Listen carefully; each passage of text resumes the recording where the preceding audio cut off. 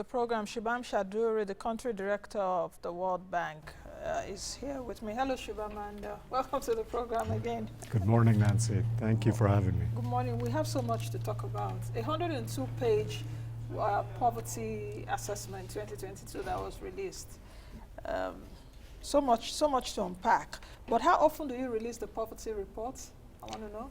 So something formally as a consolidated report we try to do every 3 to 4 years, but it's really dependent on the nationally representative large-scale survey that the National Bureau of Statistics does.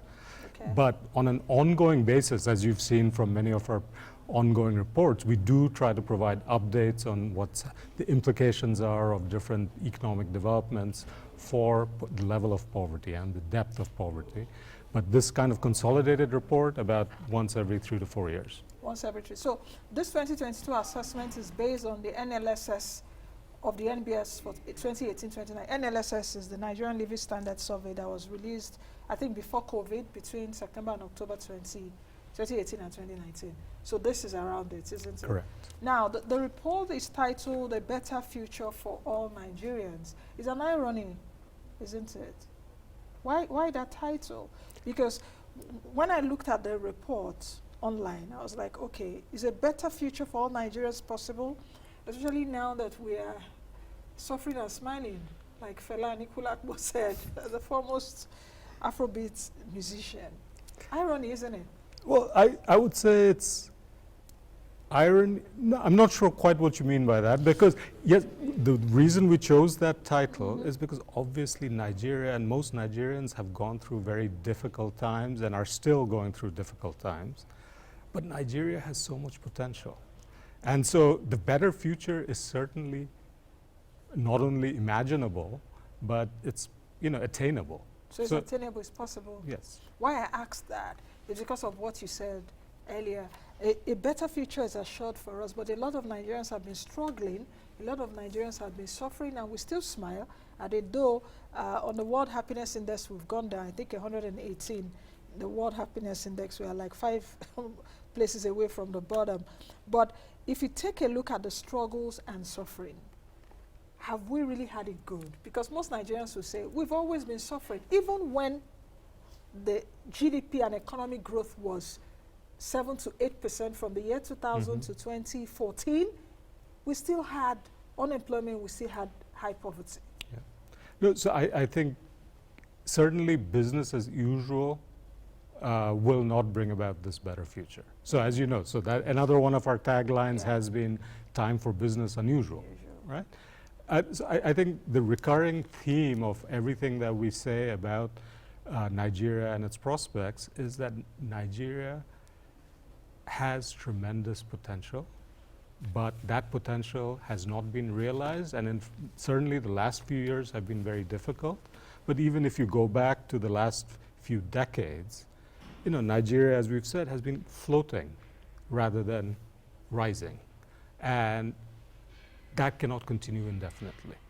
And so we think that now the COVID crisis was like a wake-up call. The challenges since then, even though as the economy has recovered, but it needs to recover at a much quicker pace. The growth has to be much more inclusive. As you said, it's not just having high levels of economic growth. That has to translate into jobs and economic opportunities for all Nigerians.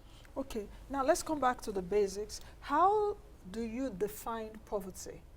And I know why I'm asking that question. How do you define poverty? How is poverty calculated in Nigeria?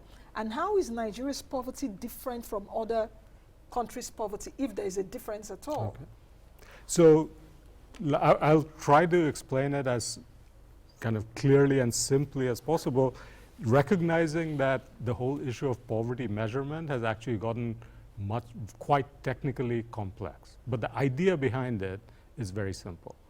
First of all, there are many definitions or notions of poverty. I mean, it has to go with people's sense of, whether or not they're well off, how contented they are.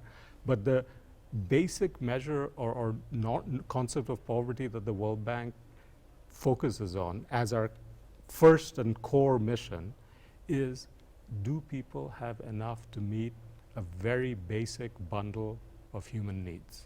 So enough food, like 2,100 calories a day for each person. Clothing, shelter, basic access and ability to afford health, education services, right? Housing. So that basic, what we call the basic needs approach is something that measures of calculations of how many people are extreme poor. It's pretty standard across many nations. And in fact, the NBS here in Nigeria, that's what they base their calculations on as well. So when we hear that the 2018-2019 National Nigerian Living Standards Survey said that 40% of the population is poor, I would actually say extreme poor. What that means is that 40% of the population, based on this large nationally representative survey,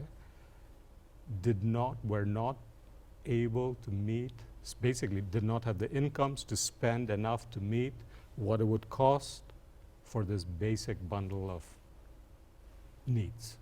And there the technicalities come because you have to say, well, meeting that basic bundle of needs in Lagos is going to be, what it's going to cost is going to be very different from the north. Some part of Jigawa State, right? So that's where the technical adjustments to make sure you're looking at adjusting for price differences, and then also, a household with, 7 family members, 2 adults and 5 children, their needs will be somewhat different from a household with, 3 adults and 4 children who are maybe young adults, right? So those kinds of adjustments also have to be made. But at the end of the day, what the basic kind of statistic that emerged from the NLSS, and that's in the NBS report, is that 40% of the Nigerian population was assessed not to be able to meet the cost of this basic bundle of needs. And the costs are around those 3 factors which you've mentioned: caloric requirements, that's food, monetary expenditure in terms of how much, then perhaps non-food expenditure. Yes. I hope our Nigerians are understanding. I'm trying to break this into the basic level as much as I can. So looking at the monetary side, because a lot of analysts, and even I also quote the World Bank in terms of, okay, for you to live in extreme poverty, $1.93 a day. Is it still within that band, or is changed? So the $1.93 is it's a related but somewhat different measure in the sense that that's expressed in terms of prices that are comparable across countries. So what I would encourage all, people who are interested and passionate about, eliminating poverty here in Nigeria, focus on how Nigeria, what is the cost of meeting basic needs in Nigeria. As of 2018, on an average across all parts of Nigeria, it was 137,000 naira per year per person. 137,000 naira a year per person. Per person. So now if you that's divide an that average. By 12. Yes. So say it's about 1,200 or 1,100 naira per person per month. Okay. Sorry, 11,000 naira per person per month. Now, keep in mind that that's an average across the different parts of Nigeria where the cost of basic items will vary. So in Lagos, it might be a bit more. In parts of the north, or northwest, it would be a bit less. But that's a rough number, 137,000 naira per person per year.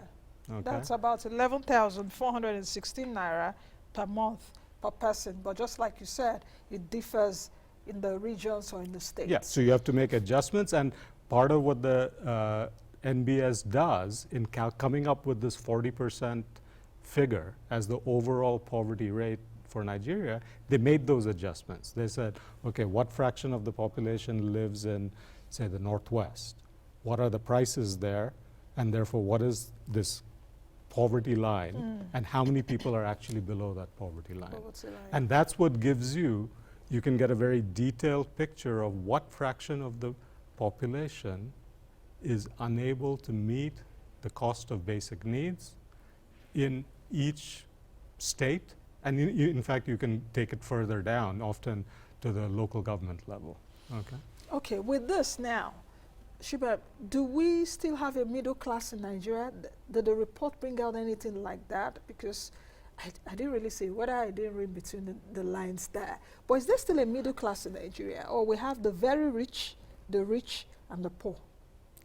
Oh, yeah, the very rich, and the poor. So, you know, Nancy, you're asking absolutely the right questions, but again, there's no simple answer. Middle class, you know, the notion of a middle class emerged in the developed economies, the West, where the middle class, I would define them as people who are reasonably well off. Yeah. Okay, are not only able to meet these basic needs, but actually can go beyond that. And you know, and in the developed economies, that used to be the middle section of the population, right? In most developing economies, whether it's Nigeria or India or Indonesia, there is a middle class, and often it's large in absolute numbers, just because Nigeria has 200 million people. But as a fraction of the overall population, it's relatively small.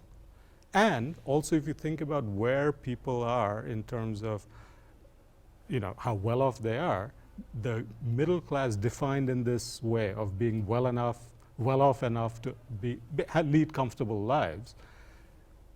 The middle class in Nigeria is actually not in the middle of the population. They're towards the top end. So that's why I asked. Yeah, it's towards the top end. Yeah. So in Nigerian terms, the middle class, you know, people who own a car are able to send their children to you know, private schools and afford private health care and have a nice house, decent house to live in. You know, they may consider themselves middle class Or they're not. In the Nigerian context, they're actually at the top end. So the rich, the very rich, and the poor. So there's no middle class, as it were. Shubham. We could keep talking about this. Shubham, I see you're struggling to answer this question. No, it's just because there's an absolute notion of middle class. Middle class. Look, I've talked to people in Lagos. If you talk to, say, someone who's high up in the civil service or in the media, talking to an editorial board, you'd be surprised. By the standards you just used, they should consider themselves rich because relative to the bulk of the Nigerian population, they're better off. Yeah. But it's not as if they're rich when you think of someone who is, you know, jetting off somewhere or you know. So that's why you always have to think in absolute terms how people are doing and how they think of themselves doing, and then in relative terms. Okay, so you're right that there is the people who would be considered middle class and who think of themselves as middle class, in relative terms in Nigeria, they're actually at the top end. Okay, but they don't think of themselves as rich. Yes. There are some people, or many people in Nigeria, who are truly rich by global standards. Yeah. Right? Yes. That's so when I talk to the editorial board of a major newspaper, they're middle class by some measures, by their own thinking, they're solidly middle class. By Nigerian standards, they're much better off than the bulk of the population, but they're certainly not rich by global standards. Yeah, yeah. You see what I mean? Yes, that's why the yes, distinction. I get it. Yes, because if you put them, just oppose them between or amongst other countries, in absolute terms, like in dollar terms, they are not. But in the Nigerian terms, they're well off. Okay, so what is the difference between poverty and inequality in Nigeria? What's the difference, really? So this actually goes to what we were just discussing, which is the way that the World Bank, you know, when we talk about poverty, we are actually starting with very basic, you know, are people able to meet their absolute basic needs? Okay, and so you could have a highly unequal, very high level of inequality, but you may have very little poverty, right? Because everyone is able to meet their basic needs. Imagine a country where everyone is able to meet their basic needs, but there are some who are fabulously rich, right? Whereas the others are just barely above this poverty line, right? So that would be a country with very little poverty and very high inequality, right? And now, in a country like Nigeria, you have both high levels of poverty That's what I as wanted to well ask. as high levels of inequality. So we are plagued by the two, Yes. actually. Okay, let's take a look at this report. Let's try and unpack it as much as we can. I see that my team has been flashing images from the report. What do you think are the drivers of poverty in that report? You know, what do you think are the drivers? Just try and unpack that report in simple terms. So if I may, let's take one step back and just look at the historical experience globally, you know, of how countries have managed to eliminate poverty and then really make the entire population prosperous. You know, in China, the language they used was actually that their aspiration was not to lift people, not only to eliminate poverty, but to make everyone moderately well off. Yeah. Okay. So what has it taken? And so countries like China or many countries in Asia, it's ultimately it comes from private firms creating jobs. Okay. So wage employment, which is kind of good jobs for the bulk of the population. Okay. Which means people coming out of self-employment, especially self-employment that's just very much at the subsistence level. Right? So that's what it takes. So if you think about in Nigeria, ask about the drivers of poverty, I would link it back to what has kept the Nigerian economy from having that kind of dynamic private sector that where firms are being created, are growing, are kind of creating jobs, almost sucking, like a magnet, drawing people out of the informal hustle, having to hustle and saying, okay, here's a good job that you can rely on that gives you enough to put your kids in school and et cetera. So it's a combination of things, and that's what we go through, not only in this report, but you've heard us say in many other contexts. So some of this has to do with basic deep reforms in terms of fiscal management. I'll come to why that is, but also in terms of how easy it is for private firms to operate and grow. Okay, it has to do with exchange rate management, has to do with the business environment overall. Second has to do with infrastructure, right? It's hard for a firm, even with the best ideas, to grow if they don't have access to power, if they can't transport their goods, right? Third is the quality of basically, the human capital that the labor force in Nigeria has. Okay? We did a study in, I think it was in 2018, where the World Bank introduced something called the Human Capital Index. Said a child born in a country today, if the country remains kind of this level of services is what it is today, how much human capital would that child have when he or she enters the labor force at age 18.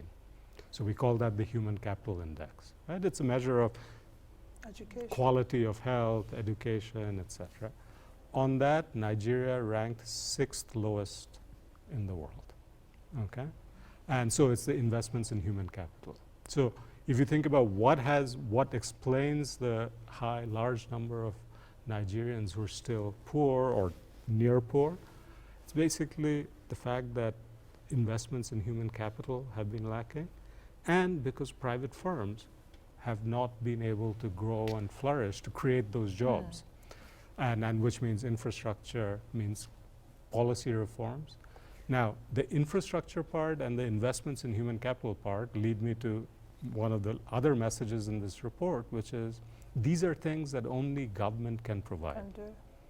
And for that, government can do policy reforms, absolutely, but that requires consensus, trust, political will. But to invest in infrastructure, to invest in human capital, you also need fiscal resources. And that's where the choices that one makes about where to, how to mobilize revenues, but also how to spend them. Are PMS subsidies the best use of the limited fiscal resources that Nigeria has? I mean, that ultimately is Nigeria's choice. But we cannot help pointing out that, compared to the 4 or now possibly 4.5 trillion naira that will go towards PMS subsidies this year, calendar year 2022, could those be used to prepare every Nigerian child, make sure they have a quality education. The COVID shock, COVID crisis, actually there's a clear drop in learning because kids were held home. At home. Yeah.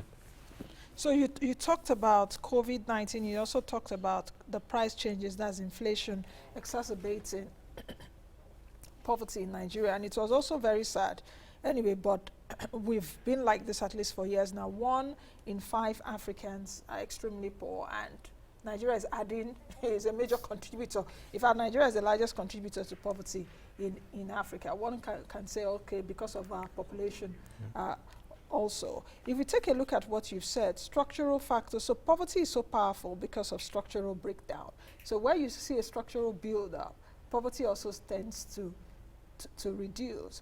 You talked about fiscal management earlier. Would you want to, okay, I think you alluded to that fact around PMS. Now you also talked about the narrative in China, for example, when they did say lifting people out of poverty to be well off. Do you think that the narrative we have in Nigeria is also a bit skewed around poverty reduction? Because poverty reduction is also different from economic prosperity, or poverty reduction is different from wealth creation, so to speak. So do we begin to also change that narrative? And if we change the narrative, it will help us psychologically change the kind of policies around market forces, being more efficient or being more effective around what you've just said also. Do you think that narrative, because it's about, okay, we give you 5K, we give you 10,000 naira. And I'm really surprised because even within COVID, we know a lot of trillions of naira have gone into poverty alleviation. Ministry of Poverty, Humanitarian Affairs, Social Development, Disaster Management have been doing, humanitarian work and doling out cash. So how do you think that we should address it? So I think, Nancy, what I would say is that it's more that the narratives have to be linked. Okay. So in the sense that you need prosperity, but you need prosperity for all. So if there's a risk, and has been the case in some countries, that if the focus is on creating prosperity, by which you mean economic growth, it often ends up leaving the majority of the population behind. Yeah. Okay. Because even when Nigeria was growing, sorry to cut you short, Yes. when Nigeria was growing, even from your report, the wealthy became wealthier. So Yeah. that So alludes to therefore, what you're saying. but on the other hand, the narrative about poverty reduction has to be linked to the narrative on growth and prosperity, just from that basic fact that I mentioned. No country has eliminated poverty without private firms growing and flourishing, which is the prosperity narrative. Right? So to think that poverty reduction is not only about palliatives, okay, and it's certainly not about the public sector creating more jobs. I'm sorry, hiring more people. Right? It's about combining, some measures, like I think there are social assistance is needed at times of crisis, with the longer term effort to create prosperity by enabling private firms to grow and prosper. Now, Shubham, if we take a look at what's happening in other parts of the world, especially the US now, some other developed countries, where they're trying to take wealth from the wealthy and transfer to the poor. We've seen that narrative in the United States. Do you think it can work here? Especially, I know that some of the wealthiest amongst us are into charity, like the Dangotes, for example, Dangote industry doing roads and all of that. Should we also be having that kind of conversation to reduce poverty? I Not think necessarily to create wealth, but to reduce poverty? yes. So I think that conversation is worth having, but in 2 tracks. One track is to say, look, how can Nigerians, and especially Nigerians who are well off or even wealthy, contribute more to increasing the fiscal resources of the state? So one of the other facts that we keep coming back to, the government revenues in Nigeria are among the lowest in the world, right? So I think especially well-off Nigerians have an obligation to kind of think about how can they contribute through taxes, etc., as do the middle class and the wealthy all over the world. The second track has to be about questioning that the resources the government does have, how is it being spent? Yeah. And is it disproportionately benefiting the wealthy? And again, my favorite is PMS. of the 4.5 trillion naira that the government will spend this year on PMS subsidies, we did calculation, a rough estimate, only about less than 5% of that 4.5 trillion will really result in benefits for the bottom 40% of the population. The rest will be for the wealthy. For the wealthy. That's a conversation that we've been saying for ages, and I don't know if we're ready to do. We go front, 10 steps backwards. But let's take a look at subnationals now.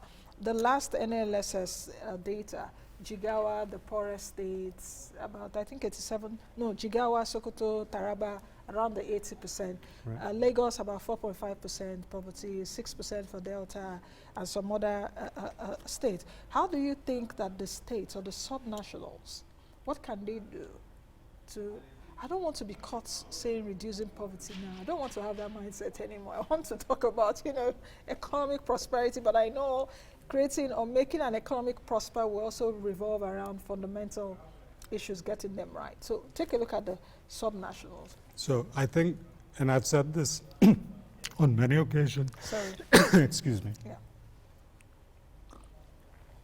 I've said this to all the excellencies, the executive governors at the Nigeria Governors Forum. The states are actually on the front lines of almost everything that needs to be done, whether we talk about reducing poverty or creating economic opportunities. So investing in human capital, making sure healthcare, basic education, creating the space for private firms to grow. That's also with the states. So in our measure, it's at the subnational level where whether you call it reducing poverty or whether you call it creating economic opportunity for all, the states are on the front lines. And the states can actually do a lot. And here again, Indonesia, India provide nice examples of how a lot of the momentum was built through initiatives at the subnational level. Shubham, I think we'll have to leave it at that for today. For today, I don't want to say, since I read the report, I don't want to say if I'm more upset or more worried or more disturbed or even hopeful that we can do better. Thank you. Always do better. Thank you. Thank you, Nancy. I've been speaking with Shubham Chaudhuri, who is the World Bank Country Director. That's the World Bank Director in Nigeria. That's what it means. And we're looking at the Poverty Assessment Report for 2022 that was released just a week ago. He's tried to unpack it. It's left for us to do the needful. Be the best you can be and be the change that you want to see. I am Nancy Naji. I'll see you all again next time. Bye for now.